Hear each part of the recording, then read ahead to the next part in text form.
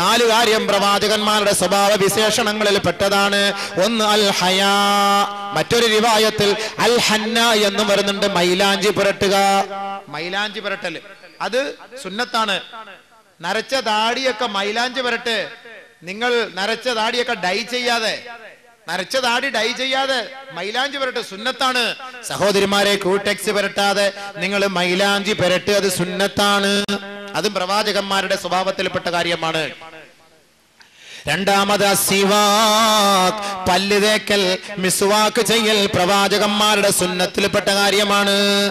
പല്ല് തേക്കി അത് ആര് പഠിപ്പിക്കണം? പക്ഷെ എന്റെ പ്രവാചകൻ ചെയ്തതാണ്, പ്രവാചകന്മാര് ചെയ്തതാണ് എന്ന ഒരു ഈമാനോടെ വിശ്വാസത്തോടെ നീ പല്ല് തേച്ചാൽ തീർച്ച നിനക്കതിന് കൂലിയാണ്. പ്രവാചകന്മാരുടെ ശഫാഅത്തിന് നീ അർഹനാണ്. അതുകൊണ്ട് വദു എടുക്കുമ്പോ ഒന്ന് പല്ല് വെച്ചോളി. ഒരു സുന്നത്തായ കാര്യമാണ്. ചിലർ കൈ കൊണ്ട് കൊട്ടിച്ചേക്കുക, അതിനേക്കാൾ നല്ലത് നിങ്ങൾ അതിനുള്ള അറാക്ക് അല്ലെങ്കിൽ അതുപോലുള്ള കമ്പുകളും കാര്യങ്ങളൊക്കെ ഉണ്ട്, അതൊക്കെ വെച്ചൊരു പല്ല് വെച്ചോ. ഒരു സുന്നത്ത് കളയുന്നതിന് നബി സല്ലല്ലാഹു അലൈഹി വസല്ലം തങ്ങൾക്ക് ഫർളാണ്, നമുക്കത് സുന്നത്താണ്. അതുകൊണ്ട് ആ സുന്നത്ത് ഹയാത്താക്കി. അത് പ്രവാചകന്മാരുടെ സുന്നത്താണ്. നമ്മൾ നേരം വെളുക്കുമ്പോൾ പല്ല് വയ്ക്കും.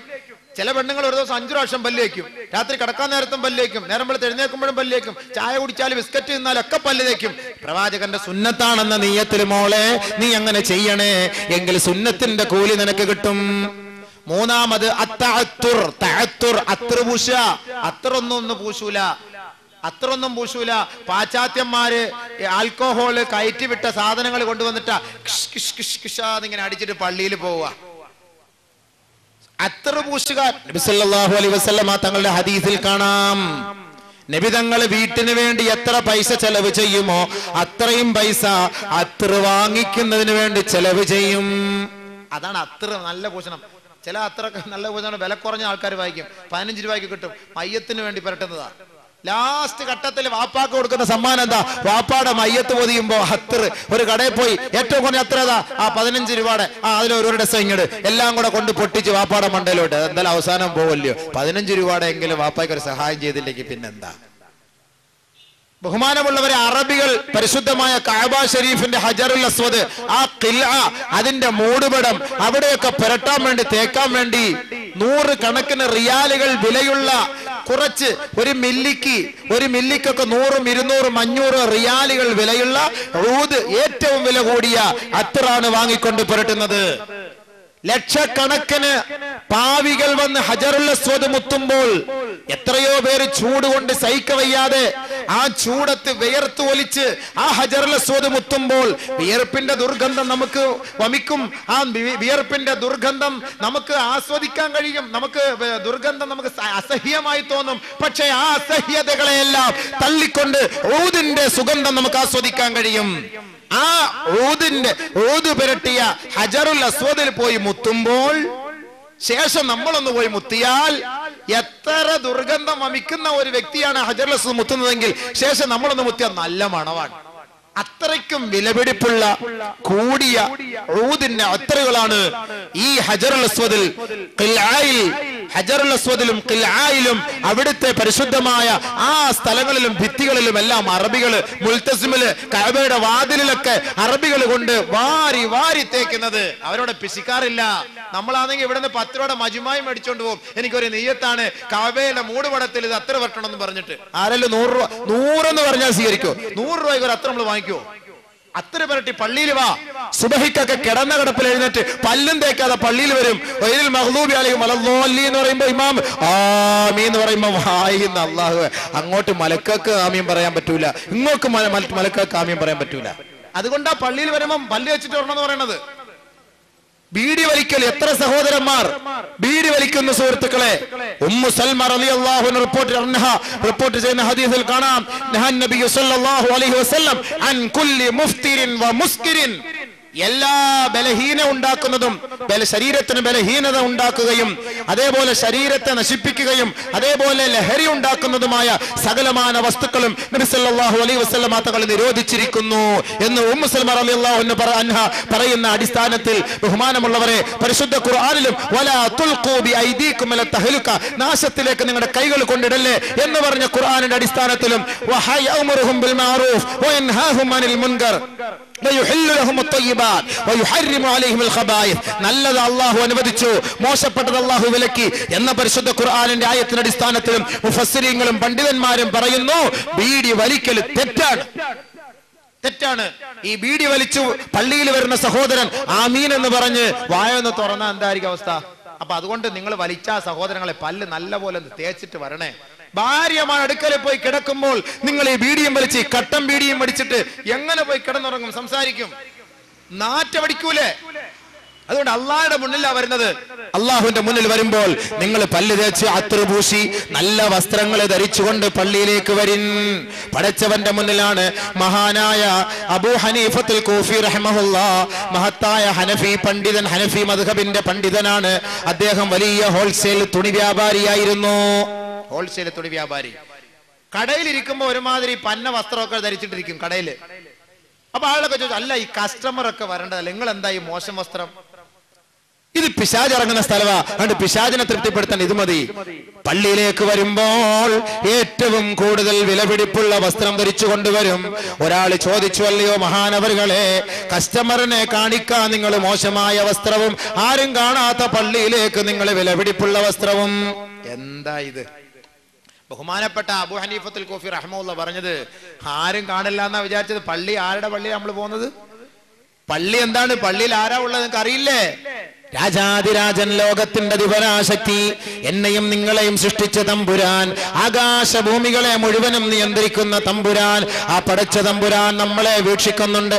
അല്ലദീ യറാക ഹീന തഖൂം. കൈകെട്ടി അല്ലാഹു അക്ബർ എന്ന് പറഞ്ഞ് കരങ്ങൾ ഉയർത്തിക്കൊണ്ട് പടച്ചവന്റെ ദർബാറിലേക്ക് പ്രതിജ്ഞയർപ്പിച്ച് കൈകൾ കെട്ടി നിൽക്കുന്ന നിന്നെ സസൂക്ഷ്മം വീക്ഷിക്കുന്നവനാണ് അവൻ. നീ ഉടുത്തുകൊണ്ടുവരുന്ന കൂറക്കൈലി കാണുന്നവനാണ് അവൻ. നല്ല വസ്ത്രമാണോ ധരിച്ചു പള്ളിയിൽ വരുന്നത്? അതല്ല മോശമായ രാത്രി നീ ധരിച്ചുകൊണ്ട് കിടന്ന ആ പന്ന കൈലിയും ഉടുത്തുകൊണ്ടാണോ സുബഹിക്ക് വരുന്നത്? അത്ര പൂശിക്കൊണ്ടാണോ വരുന്നത്? പല്ല് വെച്ചുകൊണ്ടാണോ വരുന്നത്? ഇതെല്ലാം അല്ലാഹു സസൂക്ഷ്മം വീക്ഷിക്കുന്നുണ്ട്. അതുകൊണ്ട് എന്റെ യജമാനന്റെ മുന്നിലേക്ക് പോകുമ്പോൾ കൂറത്തുണിയും ധരിച്ചുകൊണ്ട് പോകാൻ ഞാൻ ഇഷ്ടപ്പെടുന്നില്ല. ഏറ്റവും വിലപിടിപ്പുള്ള വസ്ത്രം കൊണ്ടുപോകാനാണ് ഞാൻ ആഗ്രഹിക്കുന്നത്. അതാണ് സഹോദരങ്ങളെ, വിലപിടിച്ച വസ്ത്രവുമായി ഞാൻ പള്ളിയിലേക്ക് വരുന്നത്. മഹാനായ അബൂ ഹനീഫത്തുൽ കൂഫി റഹ്മത്തുള്ളാഹി. അതുകൊണ്ട് എന്റെ സഹോദരങ്ങളെ, ദയവ് ചെയ്ത് ഇനിയെങ്കിലും നിങ്ങൾ പള്ളിയിൽ വരുമ്പോൾ കൈലി ഒന്നും ഉടുക്കാതെ ഒരു വെള്ള വസ്ത്രം ധരിച്ചുകൊണ്ട് വരണേ. ഒരു ഹദീസോടെ പറഞ്ഞെടുത്ത വിഷയത്തിലേക്ക് കടക്കാം. ഖാലൻ നബി സല്ലല്ലാഹു അലൈഹി വസല്ലം, അള്ളാന്റെ റസൂൽ പറഞ്ഞു, ഈ കളവന്മാരൊക്കെ കൊടുത്തോണ്ടിരുമ്പോ ചിലപ്പോ ശരിയാ കഴുകി കൊടുക്കാൻ ആരുമില്ല, എന്ത് ചെയ്യും? അതുകൊണ്ട് ഒരെണ്ണം കഴുകി വെള്ളിയാഴ്ചത്തേക്ക് വേണ്ടി മാത്രം മടക്കി വെച്ചേക്കും. മരുമോള് കഴുകി കൊടുക്കുവോ? പെമ്മക്കൾ, ഇന്നത്തെ പെമ്മക്കൾ കഴുകി കൊടുക്കുവോ? അതുകൊണ്ട് അവത്തുങ്ങൾക്ക് കഴുകാൻ വല്ലതും പറ്റുമോ? ആകെ ഡിസ്ക് മൊത്തം പോയി കിടക്കുകയാണ്. ഒന്ന് കുത്തിപ്പിഴിയാൻ വേണ്ടി കുനിഞ്ഞാൽ അതോടുകൂടി അവിടെ വളഞ്ഞു വീണാ പിന്നെ തീർന്നു. അതുകൊണ്ടാണെന്ന് എനിക്ക് തോന്നുന്നത്. അതുകൊണ്ട് ഒരു കൈലി ഉടുത്തുകൊണ്ട് വരല് ഇനിയിപ്പോ അത് ഹറാമോ അതത്ര അങ്ങോട്ട് മോശക്കാരാണെന്നോ ആണോ അതിന്റെ അർത്ഥം? അല്ല. അള്ളാന്റെ കല്യാണ വീട്ടിൽ നിങ്ങൾ കയ്യിലെടുത്തോണ്ട് പോ. പോട്ടെ, കല്യാണ വീട്ടിൽ കയ്യിലെടുത്തോണ്ട് പോ, പോട്ടെ. മാർക്കറ്റ് കയ്യിലെടുത്തോണ്ട് പോ. സുഹൃത്തുക്കളെ, ജനങ്ങളുടെ മധ്യത്തിലേക്ക് ഇറങ്ങി പോകുമ്പോ നമ്മൾ കയ്യിലെടുത്തുകൊണ്ട് പോ. അപ്പൊ അത്രയും വില പോലും ഇല്ലേ അള്ളാഹ്ക്ക്? അള്ളാഹ്ക്ക് അത്രയും വില പോലും ഇല്ലേ? ഈ കൈലി എടുത്തോണ്ട് കല്യാണത്തിന് പോവൂല, മരിച്ച വീട്ടിൽ പോവൂല, യാത്ര ചെയ്യൂല.